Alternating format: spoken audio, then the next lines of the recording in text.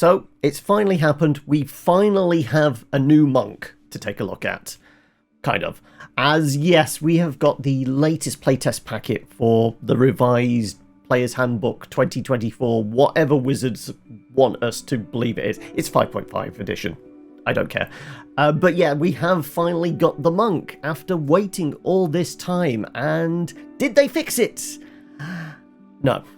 Unfortunately not. They have given the unloved stepchild of all the D&D classes a few new toys to play with, but they haven't quite shown it the love it deserves, as it still isn't quite there. I guess we should break it down. Starting off, they have made some improvements. The good points are they finally get to hit a bit harder. Monks, instead of starting off with just a D4 for their punches and all their martial arts, actually start at a D6 and scale up from there, capping out at a D12 worth of damage. Great! Unfortunately, that's only for your punches. You don't get to apply that new damage dice to your weapons. They do say you are now allowed to use the new weapon masteries, but we'll get to that. But yeah, new increased damage output. Great! Even if it only works out at like an extra point of damage per attack. It's something. It's an improvement. It's definitely that. Now you get to take a short rest in a minute, which is pretty damn good. It's better than using the catnap spell or whatever Genie Warlocks get to do with their lamp. You can now deflect spells. And no longer are you just snatching an arrow or a dagger out of the air. Now you can do that with firebolts and anything else that might be hurled your way, and then you can just deliver it straight back to the spellcaster with prejudice. Yeah, their big new buff, or new toy to play with at least, is their new capstone. You get to defy death. Well, if you hit 0 hit points, instead of going down, you roll a bunch of your martial arts dice and you come back to health with that, which is a buff to survivability. But the new capstone is now 20th, as Wizards have decided to roll back on this idea of class capstones being at 18th and then your epic boons at 20th level. 20th level features have returned to 20th level. Oh, okay. I guess we should get onto the bad points then now. One of the major flaws, one of the major things people have been asking for the longest of times is monks don't survive too long on the front line because they only have a D8 hit die. And they've still only got a D8 hit die, despite them being grouped in with the warriors or fighters, or whatever that Wizards are kind of grouping fighters and barbarians with monks as. They still only get a D8. Yes, theoretically a monk can boost its AC up to an AC of 20, but that involves you pumping all your points into wisdom and dex, and then whatever's left over going into con. So they're still pretty damn squishy. So Wizards, if you're listening, how about showing monks some love and actually giving them a dice that will help them survive? Yeah, as well as being starved of hit die, they're still being starved out of their ki. Yes, later on, you have ki points. Sorry, now it's discipline points.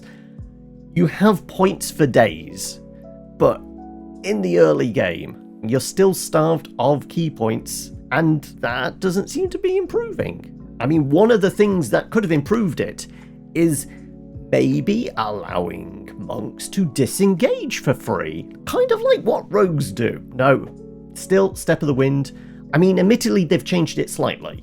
Now, Step of the Wind, you can disengage and dash for a single ki point, so you can do both things, but it's still costing you a point. There's also a very small nerf they've done, which is now your empowered strikes are no longer magical for the benefit of getting over magical resistance. Now they are force damage, which, I mean, it's not a major thing, and yeah, I'm kind of fine with it. But it does mean there are going to be a few creatures that your punches are not going to do anything to. Like, I think there's like amethyst dragons and like maybe 5 or 6 other creatures on D&D Beyond listed that are resistant, and then there's maybe 5 that are completely immune to force damage. Whereas before, you were just able to punch them. Now it's gonna do nothing. But that's not the worst thing. The worst thing, the biggest nerf monks have had, is Stunning Strike. Yes, DMs will rejoice, because now no longer can the monk rock up to your lich, stun them, and then everybody dogpiles them. No, I mean, there is still Stunning Strike, but you can only attempt a Stunning Strike once per turn. No matter how many times you're punching somebody, once per turn. And even worse, it ends at the start of your next turn. So presuming it's like the last hit of your flurry of blows, you're not going to actually benefit from it. So, yeah, this is definitely going to be the thing that Wizards get the biggest pushback on when we get the survey for this playtest. I mean, it's not all bad. Yes, the improvements to like the capstone and things like that are all very nice. It's still the fundamentals. Monks need to have more hit points. I don't think they're going to change the madness of monks needing like both wisdom and dex and a bit of con. So I think it's still going to be that. But the thing they could do is just give them a d10 hip die. They're probably not, because they're doing this whole thing of now it has to be backwards compatible with 5e. We all know it's a new edition, but they are desperately scrambling to make it look like it's just a revision. Why not do another edition? Like, what was about 5th edition you wanted to maintain? So 5th edition continues to grow. So there is no reason for us to stop it. It's a new edition, so just give monks a d10, and we realise they are not going to be able to play on the same field as a 5th edition monk, because it's not going to work for them. This wasn't the only thing that was in the playtest packet for monks. We got new versions of the Shadow Monk, 4 Elements, and Open Hand. They've had some minor, like, kind of title changes. It's now, instead of Way of the X, it's now Warrior of.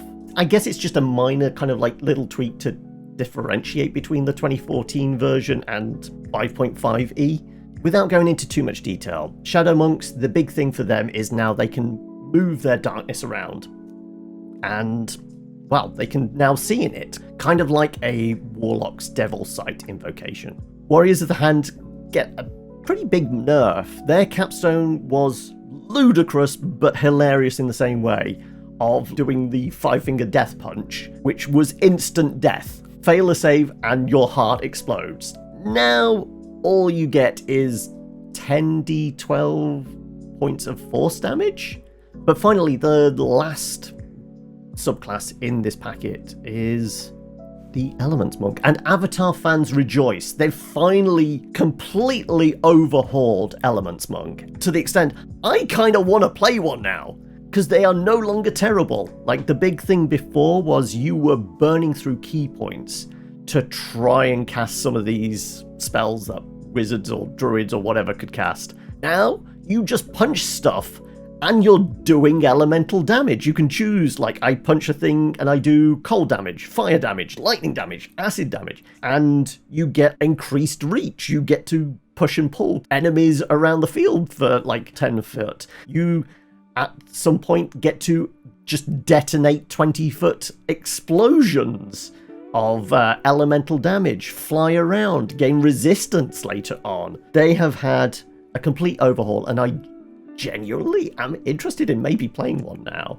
Also, Wizards of the Coast have put in a slightly more interesting monk in this playtest packet in the Bard, their new subclass, College of Dance, which is a really kind of cool well, it's a charisma-based monk, essentially. It's got all the monk characteristics. It's got an armor defense. You get to use dex to hit things with, evasion. And what's more, the evasion's even better because you can give it to any of your allies within 5 feet of you. It is a more interesting monk than the actual monk class. I mean, the irony is, the same day that Wizards dropped this UA packet is the same day Larian Studios, the makers of Baldur's Gate 3, announced the new release date for Baldur's Gate and the inclusion of the monk. And I've got to get the quote here exactly as it was. We're also working on house ruling this class, rebalancing monks and giving them more ki to ensure they feel powerful next to our other classes.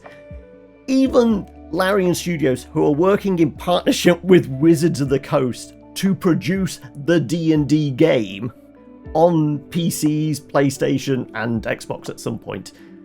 No, monks need more key points, and put it in the actual block text for this. I did kind of touch on this earlier. They have changed the damage die for monks, but you can't apply it to monk weapons because they're making a big thing of the weapon masteries, which are going to be available to all the martial classes, fighters, barbarians, paladins. I think even one of the clerics are getting it or whatever.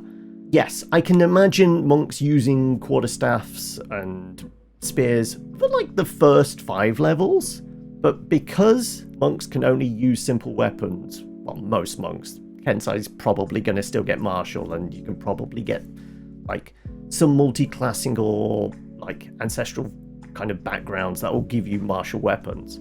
But because you can't apply your martial arts die to the weapon damage, after level 5, I think monks are just going to be punching so they get that extra damage, which is a shame.